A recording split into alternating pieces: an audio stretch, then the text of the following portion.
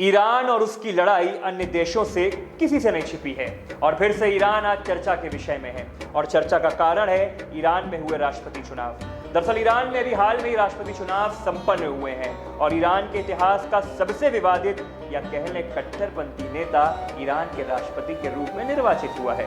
मैं बात कर रहा हूं ईरान के कट्टरपंथी नेता और देश के सर्वोच्च धार्मिक नेता अयातुल्लाह अली खमीनी के करीबी माने जाने वाले इब्राहिम रईसी की, जो अभी हाल में ही राष्ट्रपति पद पर बड़े अंतर से जीते हैं। कौन है आखिर इब्राहिम रईसी और क्यों इनको विवादित नेता के तौर पर देखा जाता है, आइए बताते हैं। 14 दिसंबर 1960 को उत्तर पूर्वी ईरान के मशहद में जन्मे हुज्जत उल इस्लाम सैयद इब्राहिम रईसी के बारे में कहा जाता है कि वो कट्टरपंथी विचारधारा को मानने वाले हैं। रईसी ने इससे पहले भी राष्ट्रपति पद का चुनाव हसन रूहानी के खिलाफ लड़ा था, जो इस समय ईरान के तत्कालीन राष्ट्रपति हैं, और उस चुनाव में उनको हार का सामना करना पड़ा था। रईसी ईरान के सबसे समृद्ध सामाजिक संस्था और मशहद शहर में मौजूद 8वें शिया इमाम अली रजा की पवित्र दरगाह अस्ताने कुद्दूस के संरक्षक भी रह चुके हैं। रईसी ने अपना करियर 1980 से पहले शुरू किया और ईरान क्रांति के बाद से एक बड़ा बदलाव आया। ईरान में पहलवी वंश के मोहम्मद रिजा शाह पहलवी के शासन के खिलाफ इस्लामी इनकलाब शुरू हुआ, जिसमें उस वक्त के धार्मिक लोग, धनी वर्ग, व्यवसायी वर्ग और चिंतक शामिल हुए।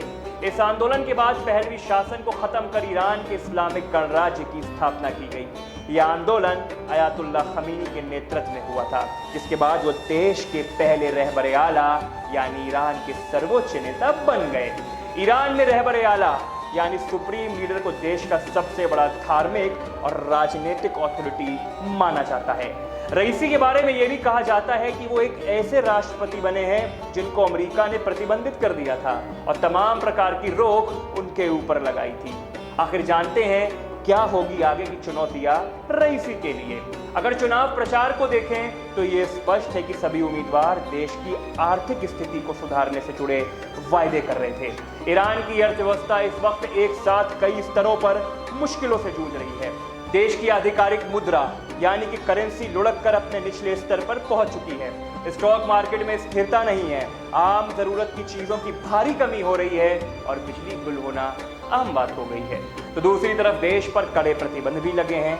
यहां तक कोरोना महामारी ने भी देश के हालात खराब कर दिए हैं और भ्रष्टाचार भी अनवरत गति से आगे बढ़ रहा है। ये सारी चुनौतियां कहीं ना कहीं रईसी के लिए आने वाले समय में गंभीर होंगी।